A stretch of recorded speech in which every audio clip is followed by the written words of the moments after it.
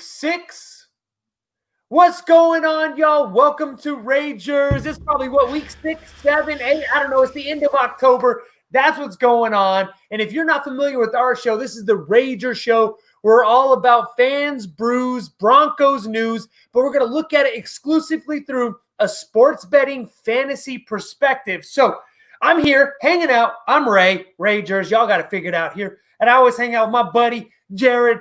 Y'all know him as Jared, but I know him as J-Rock. What's going on, J-Rock? How you doing tonight, baby? What's going on? Just for your show, I changed my my label down there to J-Rock. Just for you, boy. And you're still Team Visor, and I'm still, guys. I don't even know what Team Fuzzball means, but I guess I'm on Team Fuzzball here. I guess that's you kind of jumped ship all of a sudden, not knowing what you were jumping into, but that's fine. We'll get into that later. Yeah, forget David. Who cares about him anyway? So, hey, here's how it works, man. Y'all know we are Orange Weekly. We're trying to be your best source of Broncos news. We got a crazy week to break down. We're going to break down last week. We're going to try to make some projections for this week, but gosh, COVID's done hitting. Everybody's sneezing on everybody over there at Dub Valley. We don't even know what to do. And Justin Herbert, we don't even know what's going on with that, man. So, Jared, I'm excited to break down the show with you, man. Yes. Hey, you know what time it is there, Team Visor? I think it's beer 30. Beer 30, man. Cheers, y'all. Let's have some beer. Cheers.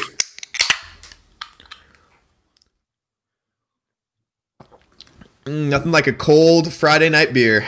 Yes, and hey, man, the show is supposed to start at 7. We decided to start at like 7:06 this week because, we don't even care about the time anymore. It's Friday night. I got the J. Ali Cigar City IPA, one of the best IPAs in the world, man. What are you drinking over there, Jared?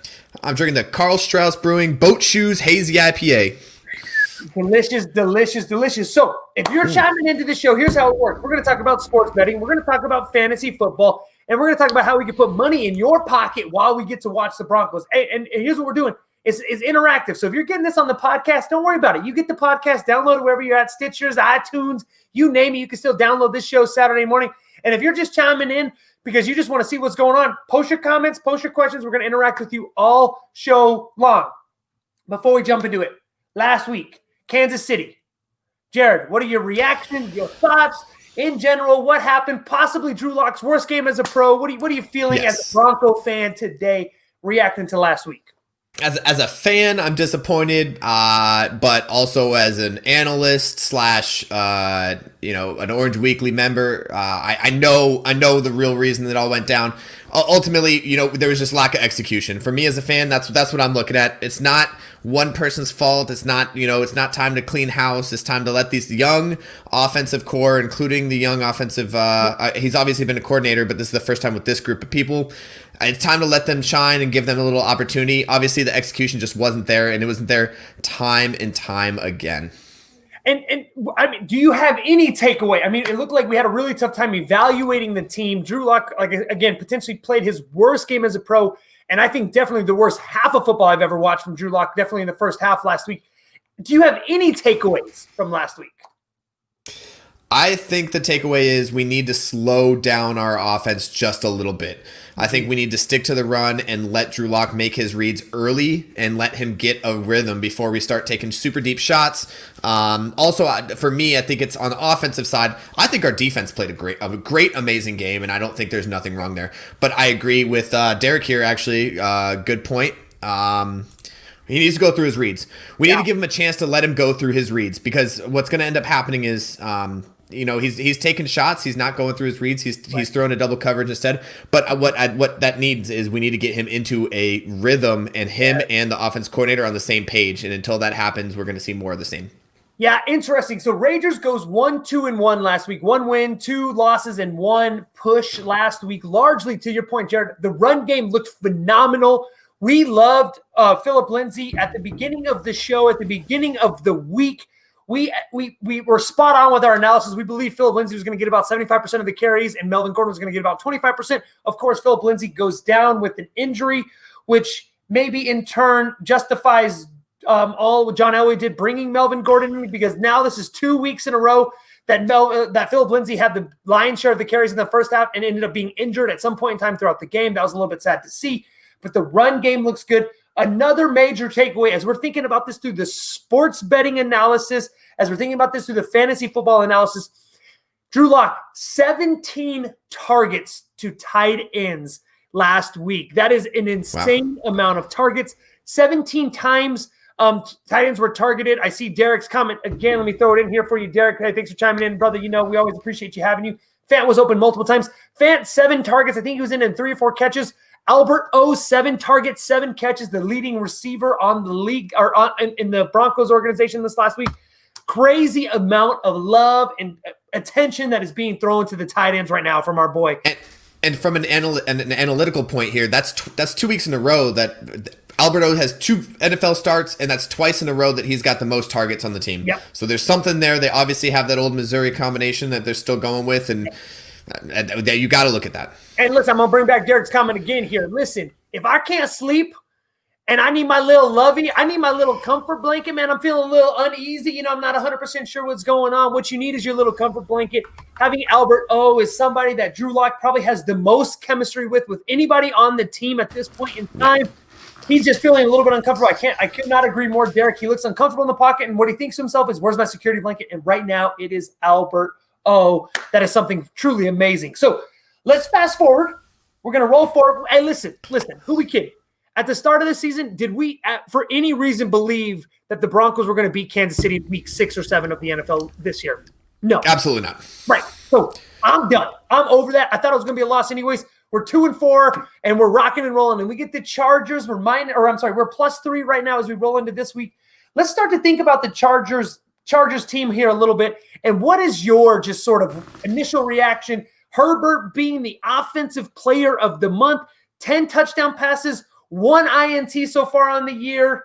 What are your just initial, hey, who are the Chargers? What do they mean to you when you think about playing them this week? So there's 2 things I want to mention here. One, how on earth is he doing that with that O-line?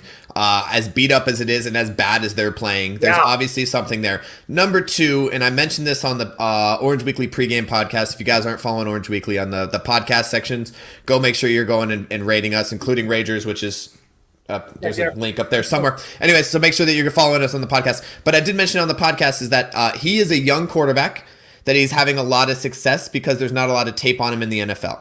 Sure. And I think it's very hard and very difficult to really fully game plan against a quarterback that you've never seen. But I think at the point where we're at right now in the season, 3-4 games in with Herbert playing, I think we're going to be able to see what his consistencies are and where we can exploit what he's doing. Yeah, and as we start to think through these matchups, that's really interesting that we talk about a young quarterback. And what we tend to see against young quarterbacks is pressure tends to make them uneasy, and that seems to be the one thing that Herbert's not handling really well. It was interesting to see the Broncos go all-out blitz against Mahomes. They kind of chilled off for a little bit and seeing what's happening there. I'm expecting a lot of pressure. Let's pause on that for a second, though, because there's been some developments in the last 24 hours in relation to COVID and some of the cases that we're seeing on actually both sides, on both the Chargers and the Broncos. What do you have for us right now, Jared? What does this game look like probably to you as far as who's playing, who's not, who's quarantined, who's doing what? So right now we're looking at both teams have beat up offensive lines, and both teams are having issues on the offensive line between injuries, both of our teams, and COVID for both of our teams. We might be looking at 2 backup offensive lines playing for this game, which is going to be terrible for offense. Yeah. And I think, you know what, and we'll get to, Derek, your point here on this comment, because I agree 100%. Last year we were trashing Bowles hard, and he's the best tackle in the league right now. But we might look at, luckily Garrett Bowles is not one of the ones that's being quarantined right now because he wasn't in that room at the time. So we're going to be looking at different, which for me and for you, I'm sure you're looking at this at a betting standpoint, there's not going to be a lot of offensive production here. When you're talking about starting defensive lines going up against backup offensive lines, you're looking at it's going to be a slow day for the offense. Yeah, and so I think right now, what do we have? Glasgow tested positive. He's the guy that's tested positive, correct? And it looks like there's 2 guys that they've identified that Glasgow's been in, quote, close contact with. That Tyler Schlottman, I can't think of the other guy right now who's been on that. But both of those offensive linemen have tested negative. If they test negative tomorrow, they will be eligible to play in the game. I believe that's how it's all working right now. Other than that, really, unless there's been some crazy outbreak, I think this game is basically all systems a go. And Jared, you're right. Basically, on the Chargers, they might even be in worse case than we are when it comes to just who's eligible, who's going to be able to play, who's going to be going. And again, Derek, I appreciate the comment here. And Jared, you mentioned it. Pro Football Focus has Garrett Bowles as the let me say this one time, the number one rated tackle in the NFL right now. How crazy. I mean, the number one, not holding penalties. The whole NFL. The whole NFL. And listen, if you believe Pro Football Focus's metrics or not, or you take them with a grain of salt, whatever it is, listen, the dude is still ranking number one on somebody's scale somewhere, and it's a really respectable organization. That gives tremendous power to Garrett Bowles. And who's the fella out in Baltimore that just signed his big-time deal? $90 million or something in 6-year, $90 million type of deal? Shit. 50-year option sounds pretty damn good right now. Anyway, let's rock and roll on some matchups here, Jared. And let's start to break down this offensive matchup here. We're taking a look. We'll go from the outside in like we always do. Our wide receiver core seems like Tim Patrick was just dynamite for a couple of weeks. Jerry Jeudy, I don't know how the hell we can't get that guy the ball. What are our wide receivers looking like against the cornerbacks of the Chargers? So here's a big issue too. Tim Patrick is still out. He didn't practice today, which does not look good for him going into Sunday's game. He might not even be playing on Sunday, which is rough, meaning Jeudy will be, and we've expected Jeudy to be the number one guy. Obviously, it looks like the last few games Tim Patrick has been, and I'm not complaining. I like Tim Patrick. I think he's a great receiver. But this is going to be a situation where we're going to have to get the ball in Jerry Jeudy's hands, and this is going to have to be a big game for Jerry Jeudy because that's basically what we got. We got Deshaun Hamilton, who hasn't been playing great. Right. You know, KJ Hamler, if he is back, he's going to be in there. But Jerry Jeudy, and then like you said, the two tight ends, which I'll get to them in a minute. But here's the other thing too. Chris Harris Jr. obviously left us last year and is now playing for the Chargers. He's out on IR, so he won't be playing against us either. So they're also looking at backup corners who aren't playing terrible against Casey Hayward, who's playing okay this year, not games, and then Michael Davis on the other side, who's actually playing pretty well on those corners. Their safeties, however, are not doing very well. Obviously, you lose. What was his name? Big safety, Derwin James. Yep. In the offseason, and then you have Rashawn Jenkins, who's not playing very well. So some of those deep shots that we've been taking that are kind of like, what are we doing? They might be there this game, and I'm hoping that we can exploit at least one or two big plays, which honestly, in most games, we're one or two big plays away from being the better team. And interesting, the two balls that Jerry Jeudy caught last week, and that was one of our RAYgers last week. We liked Jerry Judy's yards at about 44 yards last week. The two balls that Jerry Jeudy did catch, he had 3 targets, 2 catches. They were both impressive. Make the first guy miss. We had the 3rd and 7 from our end zone, basically on the right side on a little 5-yard out route. Jerry makes 2 dudes look silly, and he goes for 14 yards. And then there's another pass down the left-hand side. God, I would love to see that guy more involved, and I'm hoping this is a major breakout game. I'm hoping to see a couple of Moss type of plays. All right, we start to bring it in. I guess we have the best tight end room in the entire NFL, quite possibly, and maybe in the history of the NFL at this point in time with 17 targets and however many catches. Talk me through the tight end crew and maybe how they match up against linebackers and safeties right now this week. Okay, so first of all, depending on who they put on them, if they're still playing their normal 4-3, Denzel Perryman has a great coverage grade. According to Pro Football Focus, he's probably one of the best linebackers in the league right now, playing that Sam linebacker. He's going to be the captain of that defense. Yep. So we also have a guy that I was thinking about picking up in Kenneth Murray, who's a middle linebacker there for them. It's a rookie. So if we could get rookie on rookie, either Ogwebenam or second-year guy Fant against Murray, I think we have a good matchup there depending on how they play this. They're going to be playing a lot of man.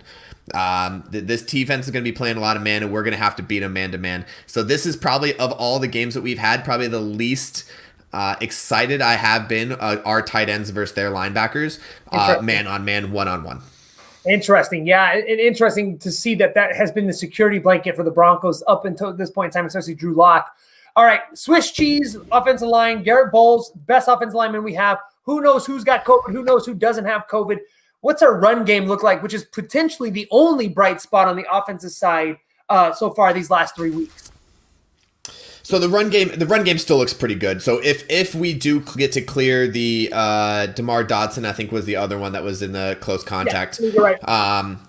So if we do get to clear DeMar Dodson, I think our tackles are pretty solid, especially on the run game. So we have I'm not sure where they're looking at, but it looks like the rookie guard Muti might be starting at the guard position in Glasgow's position, and we haven't seen what he's capable of, but he is a rookie, and Lloyd Cushenberry has been having a tough year in the middle. But we know that the run game and the way that our system works is the key to our team. And I think we're gonna continue hand the ball, especially if Lindsey plays. If Lindsey continues to play, because I know he was out for most practice. He practiced limited today. He's gonna be a game time decision. Yep. And even if he doesn't, I think we still just control the clock, run the ball, and make sure that we can get out there. Especially like you said with the Swiss cheese line. I don't know if we're willing to risk Locke's health right now by making him drop back and do a 5-step drop. And here's the most bizarro stat I've seen in a long time. On 1st and 10, Drew Lock has one pass attempt this year on 1st and 10. This entire year. So we're talking, of course, he's been out, a couple games in the middle, but we're talking 2.5 games, 3.5 games, and Drew Lock has one pass attempt on 1st and 10, which is an incredible statistic for us to think about. The commitment to the run game is real, and I agree. I think I like both running backs this week. I give the slight edge to Melvin Gordon this week only because of, he's starting to kind of come a little bit of rhythm. He's outside of his I'm sick, which I thought was just being hungover based on all of his particular activities. And that big strep throat. Yeah, his strep throat. I mean, sometimes you get ahead and you got to drink and that throat kind of hard too. And then with Philip Lindsay, I think they're going to ease him back in, especially with him being a game time decision. I don't see Philip Lindsay being the starter this week. I see Melvin Gordon being our main guy this week. I think that'll be really, really interesting. Drew Lock, in general, our offense, their defensive backs, big time edge rushers, Swiss cheese offensive line. What kind of game are you seeing from Drew Lock this week? Drew Lock, I think he's got to have a big comeback game, and I think what he's going to do is he's going to come back and prove it.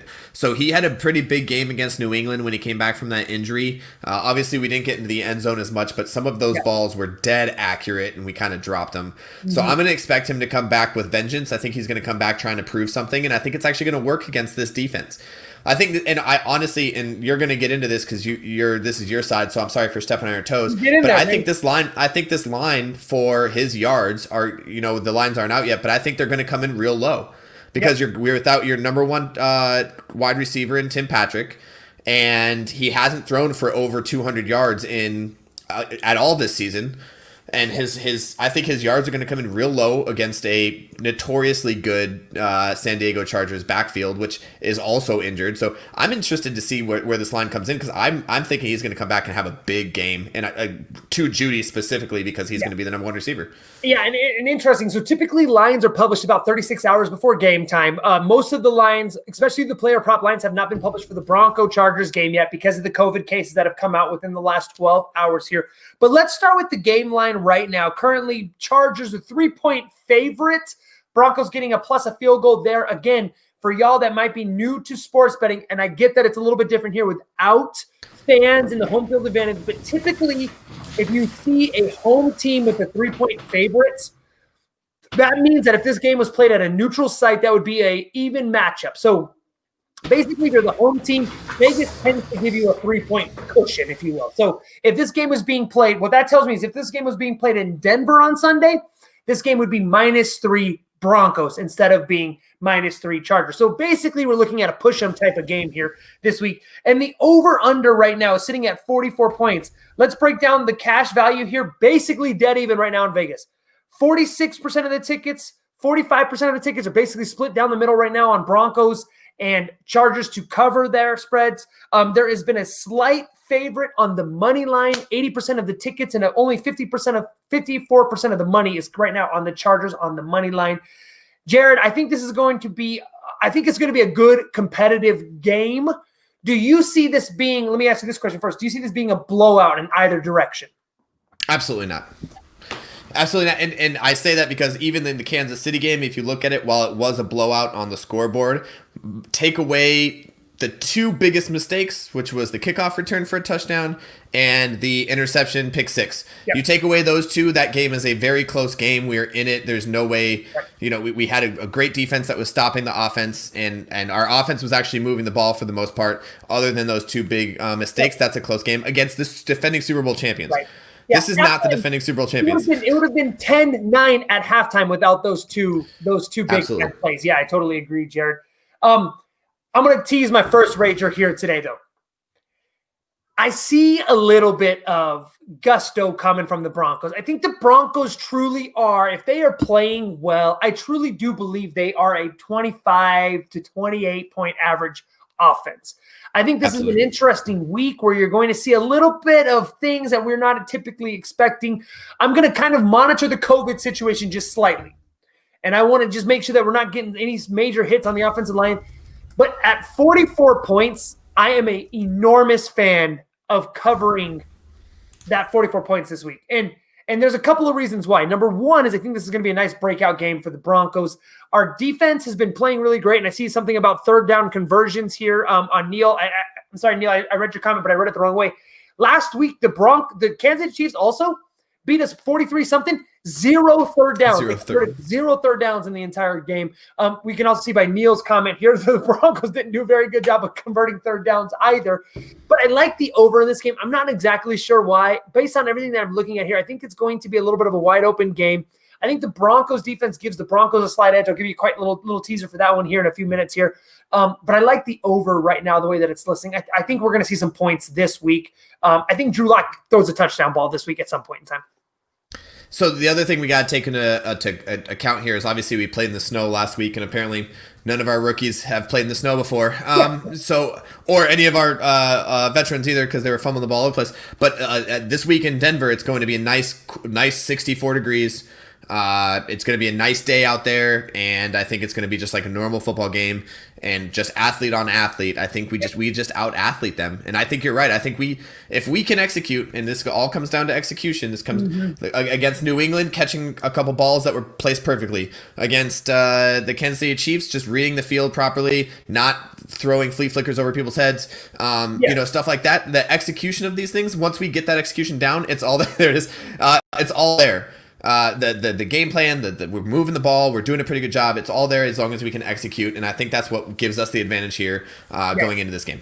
Yeah, I totally love everything there. So let's play the game of over-under since we're not be able to project on lines here. One of the first Rangers, again, that I love this week, 44 points, over-under. I love the over this week. I think it's a great game. I think we get a 50-plus point game. I think we get a 28, 24, 20 – maybe even we might even see a score in the 30s at some point in time this week. I think it's a great game that we're going to finally see a little bit of firepower, I think, from the Broncos offense here this week.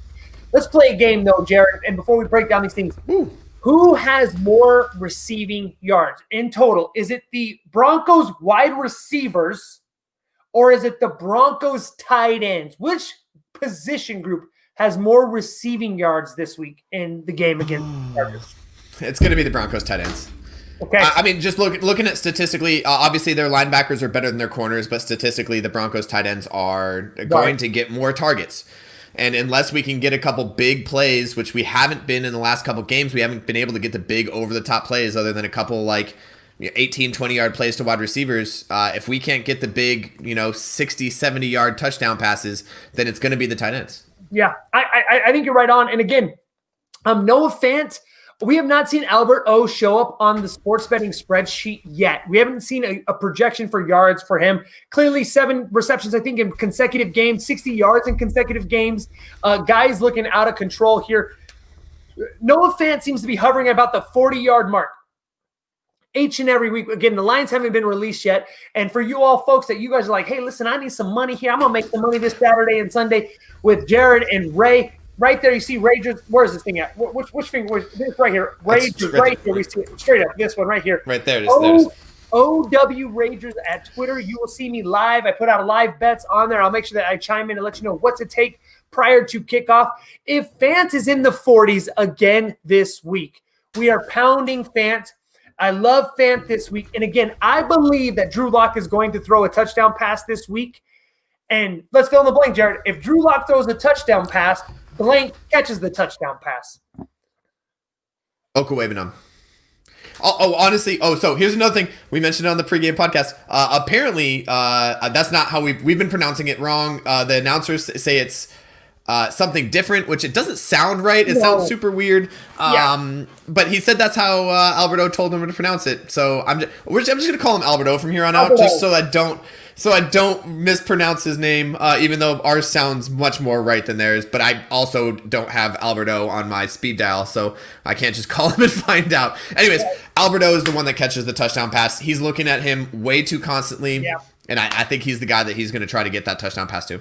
Yeah, I think Drew Lock throws a touchdown pass. And typically, the line set at 1.5. I think I saw it was like plus 185 odds for Drew Lock to throw over 2 touchdown passes this week. I don't know if I'll touch that quite yet. I'll see what kind of happens to the offensive line here. I like Albert O. I think he throws a touchdown pass. I think he goes to a tight end. I would take Fant or Albert O there. But I'm going to co-sign Noah Fant's yards this week. As long as they're in the 40s somewhere. So if the line comes out and Noah Fant's over under 60.5 yards, I'm probably going to stay away. But as long as Noah Fant's yards are in the 40s somewhere, I'm going to co-sign that. I'm going to double down here. This is going to be a 2Xer RAYger here. That's the first time I've ever done this on this show, but I'm going to do this 2Xer RAYger. I like Jerry Jeudy's yards this week, as long as it's under about a 50-yard mark. Again, these lines haven't been released, but we see Jerry Jeudy come out every week. He's been somewhere between 35 and 45 yards every single week on his over-unders.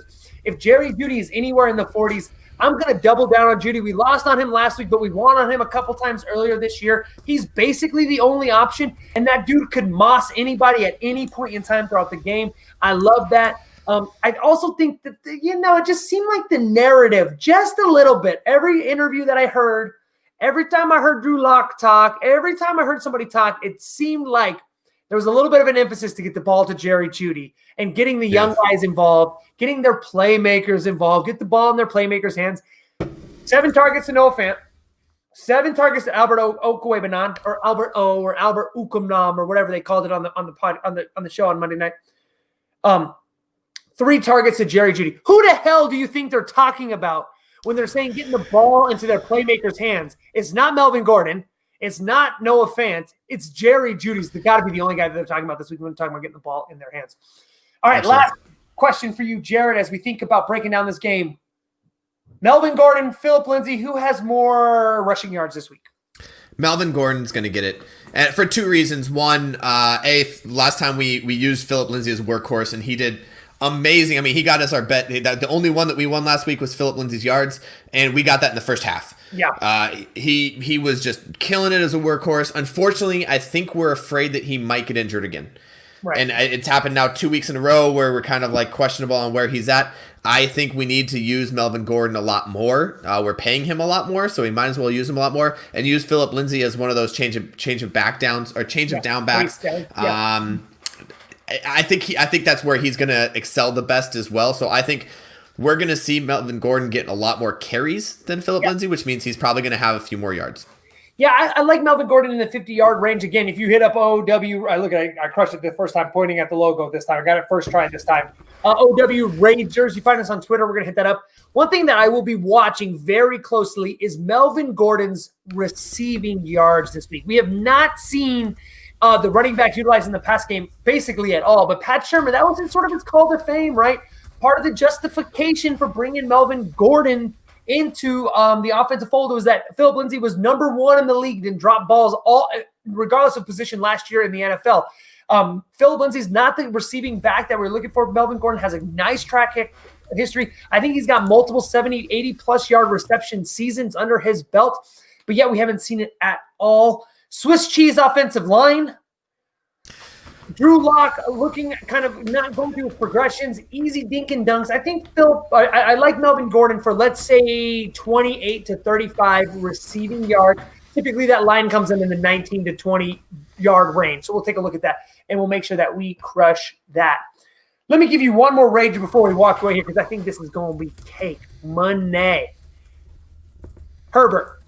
10 touchdowns, 1 interception, strutting his stuff like he's the goddamn shit around here. Act like he's better than Drew Lock. Damn it, Herbert! I'm taking Herbert to throw an interception this week. Oh, I like that. I'm taking Herbert to throw a pick this week. I haven't seen the line come out for this, but typically it's in the minus 150s for a quarterback to throw a pick. We're going to pay a little bit of juice this week. I think I'm cool with that. I'm going to lay down the extra juice this week. I'm going to take Herbert to throw an interception. Our cornerbacks look like they're great. Nick Chubb seems like he's the real deal. And Reed, I mean, what has he got? I think 4 sacks in 2 games right now or something like that. Lots of pressure on the outsides there. I like the pressure getting to Justin Herbert. I'm going to take him to throw a pick this week. That is a cosign Rager. You can throw that down on the docket right here, right now. So let's review this real quickly, and then we're going to get to a couple fantasy questions here. First fantasy, first sports bet over 44 points. I like Fant and Judy as long as they're in the 40s for their receptions, for receiving yards. If they're in the 40s anywhere, I think I'm going to take both of them. I love Herbert to throw a pick this week. I think he's going to get a lot of pressure, a lot of that Rydell right in his mouth this week. I think he's going to get pressure, especially since we've seen Fangio load up the blitz the last couple weeks, minus the Mahomes week. I think he's going to have a significant week here, so we're going to rock and roll. Those are my Ragers this week in time. I'm also going to just keep my eye on the Melvin Gordon receiving yards and see where that falls this week. Again, OW Ragers on Twitter. I'll post some live videos there on Sunday for you all to see. All right, let's break down some fantasy matchups here, and let's rock and roll on this. I see Red Cloud. Thanks for chiming in here. It says Lindsey or Gordon. Who do we like on this one here for the Jared? You go ahead and hit the button, baby. There you go. There we go. Gordon for fantasy. Who do we like? Here's what I like, Red Cloud. I think Gordon's going to be the workhorse this week in time. The other thing that's driving me nuts about the Broncos, and I've noticed this in a couple games now, if we get in the red zone, if both running backs are healthy, only one running back plays in the red zone, and that is Melvin Gordon. We are not seeing Lindsey in the red zone whatsoever. If you're sitting there thinking about, is Melvin Gordon a legitimate play this week? Absolutely. Melvin Gordon is an RB2. I think that's where he is. I don't think he has RB1 upside this week. Although if Lindsey's not playing this week, he's definitely got RB1 upside. I like Melvin Gordon as an RB2. I see him 55 yards rushing, 25 to 35 yards receiving, and probably a Yeti. That sounds like a 13 to 15 point running back performance. Red Cloud, signed, sealed, delivered. Let's make sure we put him on the field for you. If you got him in his lineup, I don't think you're going to find a better RB2, period, regardless of who you have on your lineup there. I think I want to one up that. I think that he's due for a breakout game. He hasn't had one in a while, and now he's coming back to his old team. This is going to be a big thing for him. This is going to be a big prove it to me game, especially when we're talking about Philip Lindsay being injured, not knowing whether or not we might try to ride him just because he's going to be running hard. He's going to be running angry. I honestly think, and we could talk about daily fantasy too. If you're looking at daily fantasy, you're running low on numbers and you need somebody to plug in there as an RB2, take Melvin Gordon. I think he's going to be cheap this week, and I think he's going to play very well against his old team. You know, I need a siren or a bell. I've decided we need to come up with something here to make some noise. Some kind of noise craziness. That's not a siren or a bell. I'm going to co-sign another Rager here. I like Melvin Gordon to score a touchdown this week. I don't know what the odds are. I'm going to pull it up right here live in this show. I got the sports apps. They just got them. I got them all speed dial. Don't you worry. You got like 15 of them, don't you? Like there's like 8 or 9. You got. I'm FanDuel and DraftKings. If y'all need a promo bet, hit me up, man. I'll get you a promo bet. You know what I'm saying here. I'm going to bring this up right now. I'm going to look this up. I bet the odds are probably maybe plus 150, plus 200. I don't know, somewhere in that range. I think Melvin Gordon, based on our analysis here, sounding good. Let's see if it's come up. Game props. I got nothing here. It's not even posted. I like Melvin Gordon to score a touchdown. Now that you mention it, Red Cloud, I would definitely play Melvin Gordon. And I would not play Philip Lindsay. All right, let's go on the outside here.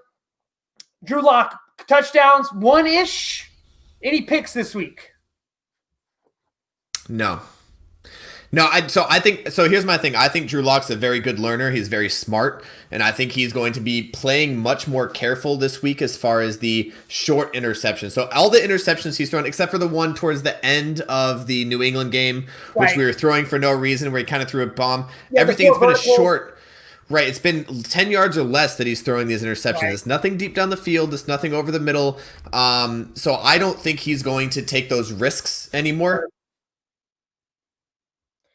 And I think we might have lost Jared, but I agree, man. He ain't going to take those risks anymore. I totally agree. I think Drew Lock is probably, if you're looking at fantasy projections, 250, 265 yards passing, 1 touchdown, no picks, mediocre day. I think he sits on your bench. I bet you have a better option on the quarterback market, probably on your lineup there. And then the last and certainly not least, Jerry Jeudy, I think, is a must start in all fantasy leagues this week. He's the only legitimate shot that we have on the outsides, given Jerry Jeudy's situation, all the injuries. Tim Patrick looking like he's going to be more doubtful than questionable at this point in time, chiming in there. I love Jerry Jeudy on the outside to make some magic happen. I got Jerry Jeudy at about 75 yards, maybe a touchdown, but I think he's got about 6 receptions, about 8 or 9 targets. I think he's going to have a legitimate week this week. So there we are. There we have it. We are Orange Weekly, fans, brews, Broncos news. Again, if you're just chiming in, we are going to be live.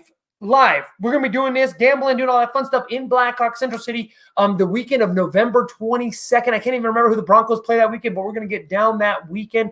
RAYgers this week, over 44 points. Fant or Jeudy, as long as their yards are in the 40s, I'm taking the over on both of those things. I'm going to take Herbert to throw an interception, even though he's only thrown 1 interception this year, because I think the pressure gets to him. And I will definitely take Gordon to score a touchdown. Jared just needs to go get another beer. He is back in action here. I'm tying it up, Jared. Give me your final score prediction and give me your kind of last thoughts on the game this week. Final score prediction, because I agree with you that we are going to go over. I think the offense is going to score 27 points to 24 that the Chargers are going to score. They're going to score on us. I think it's going to be towards the late. I also think this is going to be the first game that we have the lead of the majority of the game, other than the New England game. We're going to have a lead the majority of the game, a comfortable lead, and they're going to have to try to come back, and Herbert's not going to be able to do it because we are going to be able to get to him. Yeah, baby. I'm thinking, I don't know what the score is going to be. I'm going to take the Broncos to score in the 30s, though. So I'm going to take some score. Ooh. Broncos in the 30s, 33 points, 33-24 type of game, somewhere in that range. I'm excited to see what the Broncos have. Hey, listen, if y'all want to figure out if Drew Lock's the guy, this is the time. If we are sitting here in 3 weeks from now and the Broncos still have 2 wins on the record, I think we're going to have legitimate conversations about getting rid of Drew Lock, legitimate conversations about Vic Fangio being the coach, and legitimate conversations about me wearing a visor. So we don't want that. So we're not even messing with that because we just well, hold on. I like the last one. Here. Oh, wait, what's happened? What I say? I like the last. The last one's good. The first 2 we're not having those conversations. I don't think that's happening this year. But we're going to talk about you getting a visor, man. I love it. Hey, J-Rock, I always love walking with you each and every week, man. This is so much fun. Absolutely. Hey, and listen, we're 15-7-3 this year. So we are making money. I mean, it's not like we just over here acting like we don't know. And last week was the only losing week we've had this entire season. So we love making money. Thanks for riding with us this week. Orange Weekly, OW, look at third try. I got it again here. OW RAYgers on Twitter. You can follow us there. Hit us a like button, subscribe button. Orange Weekly, fans, brews, Broncos news. Go Broncos. Go Broncos.